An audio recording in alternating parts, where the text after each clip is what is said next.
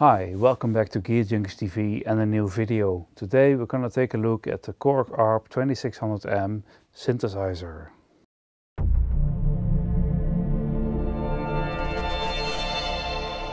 The Arp 2600 is one of the most versatile and complete mono synths. The semi-modular concept was and still is current and features clever details. The 2600 seems to be very much in demand anyway, judging by the various other replicas being offered by synth makers.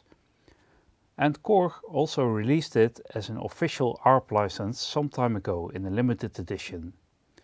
And now they come with the 2600M, which can do exactly the same thing as its big brother, but it is about half the size and also has a much friendlier price tag. The M has roughly the same design as the full-size 2600, an upright cabinet with a slightly inclined control panel. The layout of this also follows exactly that of the original ARP 2600. Let's take a look at the different sections. We have the envelope follower here, then there's a ring modulator, 3 oscillators, each with a bunch of sliders that you can use for modulation, and pitch control on top. Then there's a filter section with a mixer from the oscillators into the filter, 2 envelopes, an ADSR and an AR, and then there's the VCA section here, again with inputs and modulation selection, and finally the output stage with a mixer and a spring reverb. In the bottom row we have a noise generator, voltage processor, sample and hold section and an electronic switch. Like the 2600, the original, the M has speakers on the left and right, and they have their own volume controls. The 2600 was a genius design, very well equipped and also meant as an educational instrument. With the combination of the 3 oscillators you can go in any direction. The sliders underneath add all kinds of pitch modulation, and you can choose to put the oscillators in LFO modes with switches here, with or without keyboard CV. Everything is there. Noise generator, sample and hold function, ring modulator, 2 envelopes, external input with envelope follower, and then there are the special functions such as the voltage processor and multiples. Because of the clever internal connections, you can make the most fantastic sounds without using a single patch cable. And in the process you also learn a lot about synthesis. The symbols and routing are very well displayed on the front panel, so you know always exactly what you are doing. And once you start to work with patch cables, you will have many more possibilities.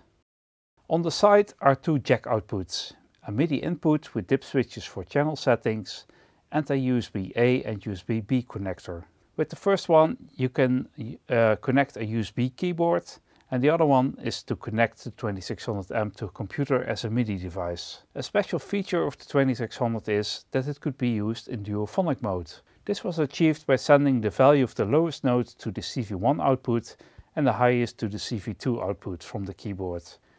In the current MIDI implementation, Korg has implemented this, and you can choose from 2 types of duophony and envelope multi-triggering. The most important thing of course is, how does the ARP 2600M sound?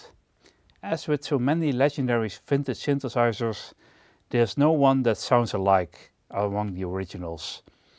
And also of them there were quite a few different versions built, with the main modification at some point being that the original Moog ladder filter design based 24 dB low pass filter was replaced after a few years with ARP's own filter design, under threat of possible lawsuits from Moog.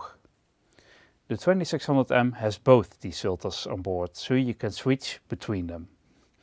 It's difficult to discover differences between the two.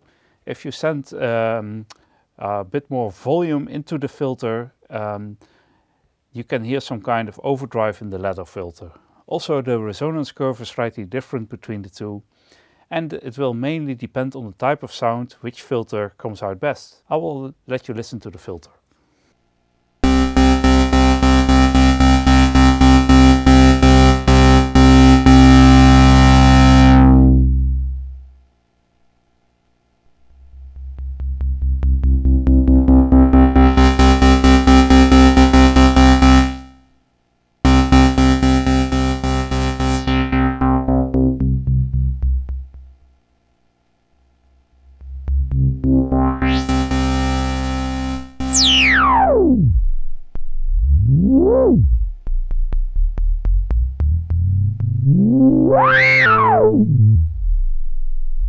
I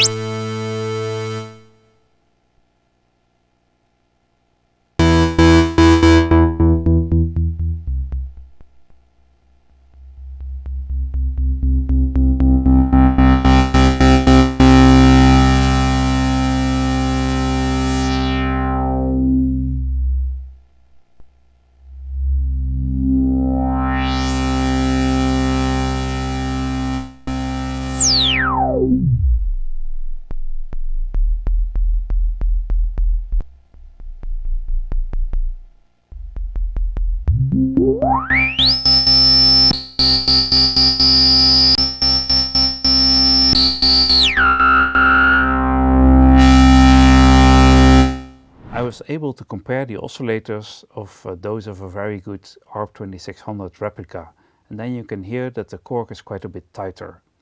There are less irregularities in the overtones, especially in the square wave. This is very audible. Of course, you can patch the M just like the original to bring different types of waveforms together and send them through the filter, including the ring modulator. And that, if not patched, uses the oscillator 1 and 2. The VCA also seems to distort a bit less, so as the whole, the 2600M sounds a bit cleaner than the original. Let's listen to the various oscillators. Oscillator 1 is normaled as a square wave into the filter, and that sounds like this.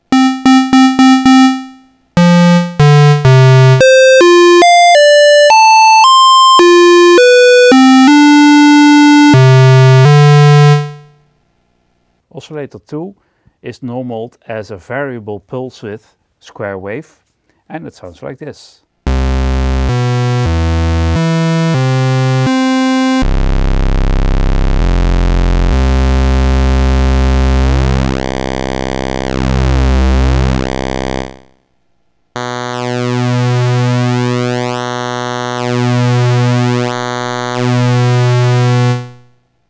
And oscillator 3 is normalized as a sawtooth wave into the filter, and it sounds like this.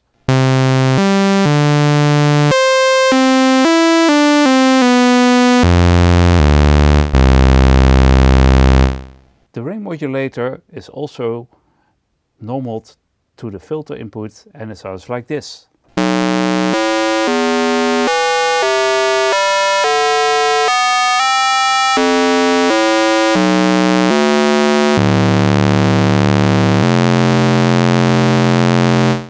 So what's new and different in the 2600M?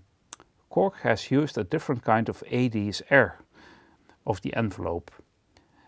As a result, you have a longer release time and a modified attack time, and the envelope sounds a bit more normal.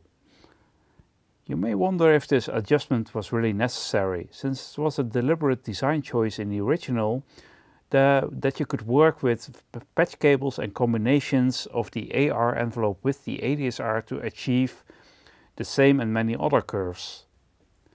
I will let you listen to the envelopes. The ADSR. Let's put some more oscillators in here.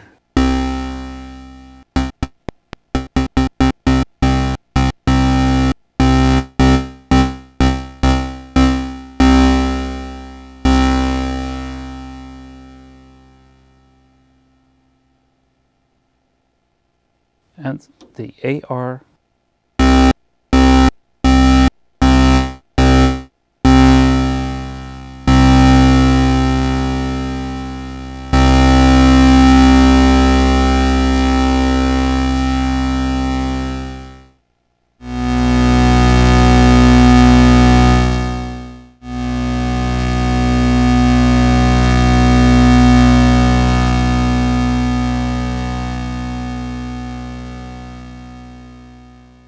Another fine adjustment to the envelopes is the trigger gate voltage. Originally this was 10 volts and now it's reduced to 5 volts and therefore compatible with gate signals from Eurorack systems. Difference can also be heard when you use the spring reverb, which is smaller in the M version because otherwise it would not fit in the cabinet. It's therefore shorter and a bit dark in sound, also difficult to hear at lower tones. And finally, also new is the MIDI and USB implementation, since the original 2600 dates from the pre-MIDI era. Through MIDI and USB, in addition to note information, you can send pitch bend, modulation and portamento on-off MIDI CC codes.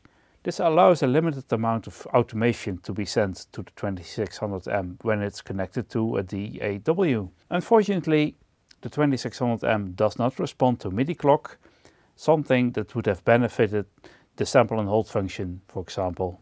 So what do we think of the ARP 2600M by Korg? It is of course wonderful that such a legendary synth as the ARP 2600 is available again. The compact 2600M version has its advantages. With the sound, it's alright. All the features of the original are in it and in the same place, with all the clever details of its design. The modern components do seem to have led to a tighter, less warm sound. Korg has added a few modern options like USB and the jack outputs.